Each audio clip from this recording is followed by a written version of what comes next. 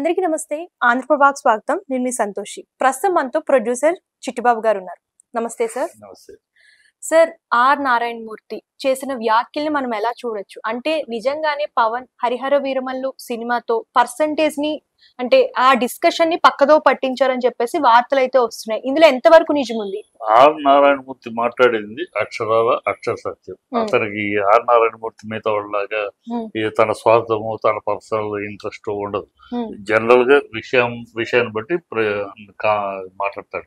అతను మాట్లాడే 100%. ఎందుకంటే అసలు హరిహర వీరమల్లు నామటం కోసం ఈ మీటింగ్ అన్న మాట రావటమే తప్పు. ఎందుకు తప్పు అంటే ఆ టాపిక్ తెచ్చింది మీవాడే. జనసేన నాయకుడే అక్కడ మీటింగ్ లో ఆపేద్దాం, థియేటర్లు ఆపితే గానీ మనకు సమస్య పరిష్కారం కదా అతనే అన్నాడు. మళ్ళీ మీవాడే ఆ మాట అంటే మీవాడే మీ సినిమా ఆపాలన్నా కాదు కదా. సో విచక్షణ లేకుండా ఆయన దుర్గేష్ మంత్రిగా ఉండి ఆయన మాట్లాడటం, ఎవరో నలుగురు ఉన్నారంటాం. ఆ నలుగురు ఉన్నారంటే చెప్పుంటారు. ఆయన మంత్రి కదా, బాధ్యతలో ఉన్నాడు, అధికారంలో ఉన్నాడు. ఆ నలుగురు ఎవరో చెప్పినా పోయి నలుగురు ఉన్నారని ఊతపతలాగా నలుగురు ఉన్నారు అంటాం. తర్వాత అక్కడ నుంచి మినిస్ట్రీ నుంచి ఒక లెటర్ రావటం, ఇలా ఇవన్నీ చాలా వింత పోకడున్నాయి. అవి కరెక్ట్ కాదు, పద్ధతి కాదు. అసలు సినిమా ఫీల్డ్ నుంచి ఎంతో మంది రాజకీయాలకు వెళ్ళారు, ఎంతో మంది పదవులు ఇచ్చారు, ఇంక్లూడింగ్ చిరంజీవి కూడా. చిరంజీవి కృష్ణరాజు గారు కేంద్ర మంత్రులు అయ్యారు. సో వాళ్ళు ఏనాడు వాళ్ళు మమ్మల్ని కలవలేదు, ఎప్పుడు లేదు. సమస్య వచ్చినప్పుడు ఆటోమేటిక్ గా అంటారు, కలుస్తాం. ఇది ఒక పెద్ద ఇష్యూ కాదు. అది ఒక పెద్దగా వచ్చాము గెలిచాము మమ్మల్ని కావలేదు, ఇది ఎప్పుడు లేదు. గతంలో ఒకసారి జగన్ ప్రభుత్వం వాళ్ళు మాట్లాడారు, అందరూ ఖండించాం. మీరేంటి బ్లాక్ మెయిల్ చేస్తారంటే మిమ్మల్ని కలవమని అని ఖండించాం. అది అప్పుడు ఈయన ఖండించాడు, పవన్ కళ్యాణ్ కూడా ఖండించాడు.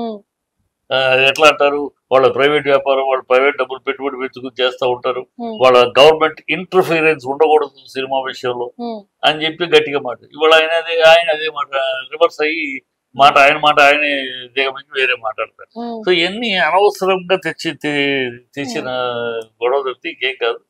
సినిమా ఎప్పటి నుంచో జరుగుతుంది, 25 ఏళ్లుగా జరుగుతున్న పోరాటం, గొడవ. ఇది కావాలి, పర్సంటేజ్ కావాలి అడగటము, అవునంటాం కాదంటాం సాగుతా ఉంది. అవి ఇప్పటికి ఏదో ఎగ్జిబిటర్స్ ఒక్కొక్కళ్ళు మీటింగ్ పెట్టుకుంటున్నారు. మీటింగ్ పెట్టి మన ఏదో పరిస్థితి సింగిల్ థియేటర్స్ మెయింటైన్ చేయలేకపోతున్నాం, మల్టీప్లెక్స్ జరుగుతుంది, అక్కడ కాస్ట్ ఎక్కువ, సో కామన్ మ్యాన్ కి అందుబాటులో ఉండట్లేదు. సింగిల్ థియేటర్స్ కామన్ పెట్టాలంటే మెయింటెనెన్స్ ఇబ్బంది అయిపోతుంది, రెంట్ పెంచాల్సి వస్తుంది.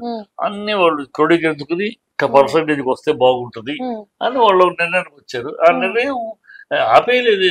నిర్ణయం అన్నారు, మీ పార్టీ నాయకుడే ఆపాలన్నారు. అదేం కాదు, ముందు ప్రొడ్యూసర్ అనుమతి కావాలి, ఒక ప్రోటోకాల్ ఉందమ్మా.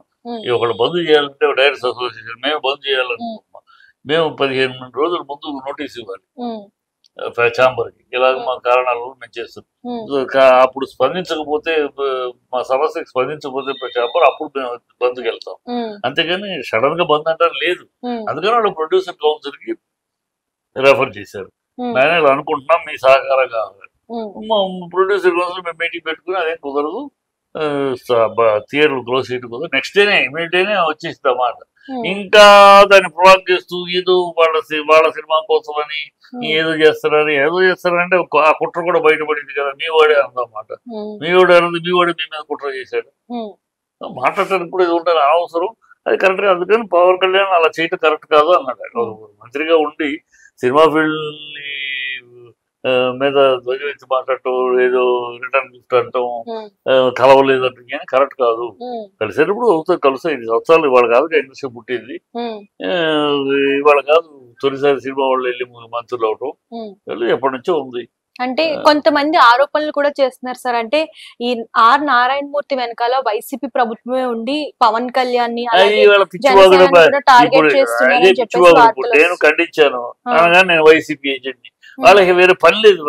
టీడీపీ కూటమి గ్యాంగ్ ఏంటంటే వాళ్ళలో తప్పు ఎత్తి చూపితే, వాళ్ళని ఏదైనా విమర్శిస్తే ఇమీడియట్ గా వైసీపీ వెనకాల ఉంది. నాకు వైసీపీకి ఏ సంబంధం? వైసీపీ వెనకాల నేను మెంబర్షిప్ వైసీపీ పార్టీ మెంబర్నా ఏమన్నా, లేదా నన్ను కొనగలరా వైసీపీ? ఏం పిచ్చివాగులు అవుతూ ఉంటారు.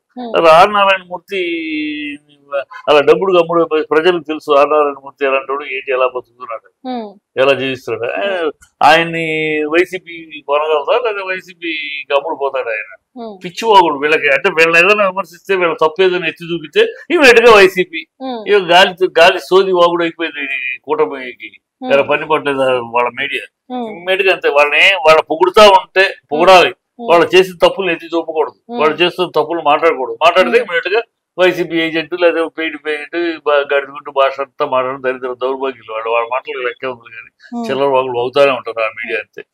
పవన్ కళ్యాణ్ వల్ల నిర్మాతలకి నష్టం జరిగే అవకాశం ఉందంటారా సార్? నష్టం లేదు లాభం లేదు ఇప్పుడు ఈ విషయం ఏంటంటే మా మధ్య నిర్మాత డిస్ట్రిబ్యూటర్ ఎగ్జిబ్యూటర్ మా ముగ్గురు మధ్య కూర్చుని మాట్లాడుకుని తెలుసుకోవాల్సిన విషయం. ఇది గవర్నమెంట్ కి సంబంధం లేదు, గవర్నమెంట్ ఏమి చేయలేదు కూడా. ఇప్పుడు సపోజ్ ఇదే విషయం పవన్ ముందు కూర్చున్నాడు ఏం చేస్తాడు ఆయన చేసి మేము నిర్ణయించుకోవాలి మా ముగ్గురు నేను ఎంత తగ్గించుకోవాలి నువ్వు ఎంత పెంచుకోవాలి మా ముగ్గురులో. ఇది ఒక అన్నదమ్ములు ఆస్తిని అన్నదమ్ములు ముగ్గురు పంచుకోవాలంటే ఎలా కూర్చోవాలో అది అంతే. ప్రభుత్వం చేతిలో ఏం లేదు, ప్రభుత్వం ఏం చేయలేదు. ప్రభుత్వం ఒక డిస్ట్రిబ్యూటర్ నా సినిమా కొనాల్సిందే మీరు ఈ రేటు శాసించగలదా? అలాగే ఇప్పుడు మీ థియేటర్లో ఆడాల్సిందే అని శాసించగలదా?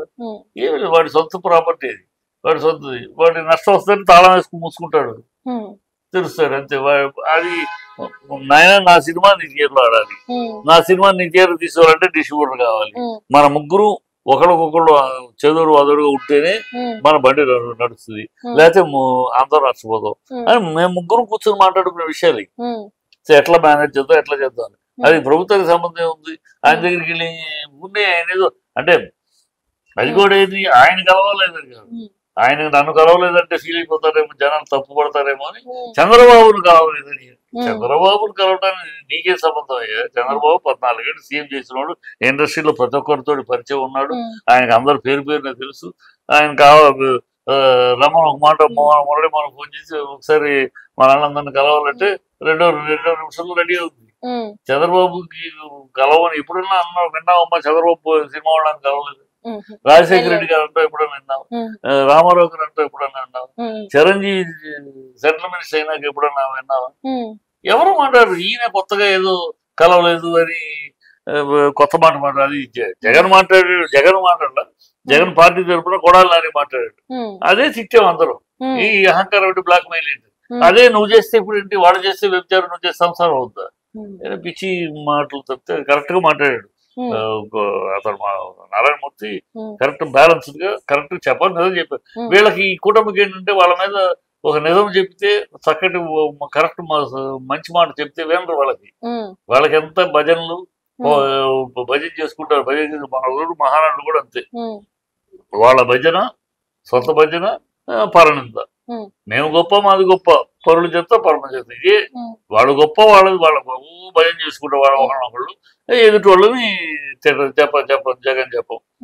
చెప్పం భజన, చంద్రబాబు భజన జగన్ చెప్పదంతే ఇంకోటి ఏమి లేదు. అట్లా ఉంటుంది వాళ్ళ పనులు అంతే. అంటే ఒక సినీ పరిశ్రమ నుంచి వచ్చి ఏపీ డిప్యూటీ సీఎం అయ్యి పవన్ కళ్యాణ్ ఎందుకు అంటే సినీ పరిశ్రమను సపోర్ట్ చేయట్లేదు, దీన్ని ఏ విధంగా చూడొచ్చు? సపోర్ట్ సినీ పరిశ్రమకి నీ రాజకీయం బాబు, నువ్వు రాజకీయం సినిమా ఫీల్డ్ లో ఉన్నంత వరకు నీ సినిమా ఫీల్డ్ లో నీ చోటు నీదే. సినిమా ఫీల్డ్ లో నువ్వు అగ్రనటులు ఒకటి, నీ స్థానం నీదే, ఇక్కడ నీ గౌరవం నీకు ఉంటది. నువ్వు రాజకీయాలకు వెళ్ళినాక అది వేరే ఫీల్డ్, అది మాకే సంబంధం. అక్కడ నిన్ను గౌరవించాల్సింది నిజంగా నీ ఫ్యాన్స్, నీ కార్యకర్తలు, నీ పార్టీ, నీ గొడవ. అది మాకేం అవసరం? నీ పార్టీకి నువ్వు అక్కడేదో ఉప ముఖ్యమంత్రి అయితే పార్టీకి పార్టీ తరఫున అయ్యో సంతోషం, ఓకే. మన సినిమా ఫీల్డ్ నుంచి ఇంకొకళ్ళు నాడు కృష్ణరాజు గారు సెంట్రల్ మినిస్టర్ అయ్యారు, ఆ తర్వాత చిరంజీవి గారు అయ్యారు, ఇప్పుడు మనాడు స్టేట్ డిప్యూటీ అయ్యారు, సంతోషం అంతే. అందుకని మేము ఎగబడిపోయి అంటానికి నువ్వు ఫస్ట్ టైం కాదు లాస్ట్ టైం కాదు కదా, నువ్వే లాస్ట్ కాదు నువ్వే ఫస్ట్ కాదు.